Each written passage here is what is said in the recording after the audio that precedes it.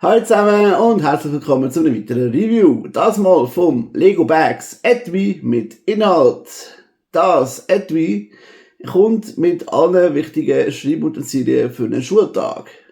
Das Etui kommt mit CE-zertifiziertem Inhalt, den wir uns jetzt gerade anschauen. Also wenn man das auftut, fällt als erstes auf, da auf dem Auftuer hat es ein Lego-Noppen drauf. Dann hat es natürlich auch da hinten noch ein Lego-Logo. Und da hinten hat es, man sieht es nicht so gut, je nach Licht, sieht man auch kleine Lego-Steine. Natürlich, wenn man es dann auftut, haben wir da innen folgendes: 2x Bleistift, 10x Farbstift in Lego-Farbe, 4x dicke Farbstift, damit man ein bisschen länger da hat, in Lego-Farbe. Übrigens alle ergonomisch so dreieckig geformt, dass man sie gut kann haben. Dann hat es ein Lineal, ein Pseudo-Dreieck, ein Radiergummi und ein Spitzer. Genau. Damit ihr das nicht verwechselt, hat es hier hinter dem Stift so einen Kopf, ein Haus und ein Handy, damit ihr könnt Namen, Adresse und Telefonnummer eintragen könnt.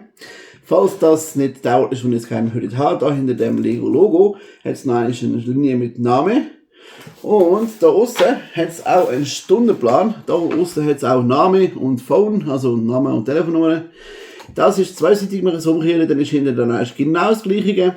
Man kann es also einmal ausfüllen, nachher kann man es fotokopieren und dann kann man es immer wieder brauchen.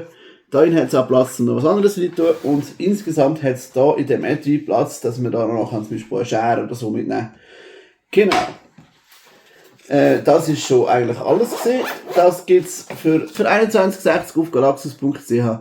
Und es gibt es auch noch in anderen Motiv. Ich weiss jetzt nicht, ob es das auch bei Galaxus in anderen Motiv gibt, aber es gibt es jedenfalls auch in anderen Motiv. Das Ganze ist aus PVC-freiem, strapazierfähigem Material und das ist super gemacht für dein erstes Schuljahr.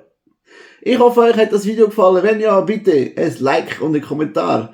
Teilt das mit Freunden und Verwandten oder mit Leuten, die nächstes in die Schule gehen, die sich vielleicht auch noch anschaffen, bevor sie dann eben in die Schule gehen.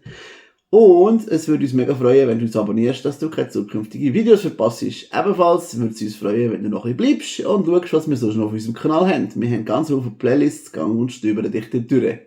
So oder so. Bis nächstes Mal. Ciao zusammen!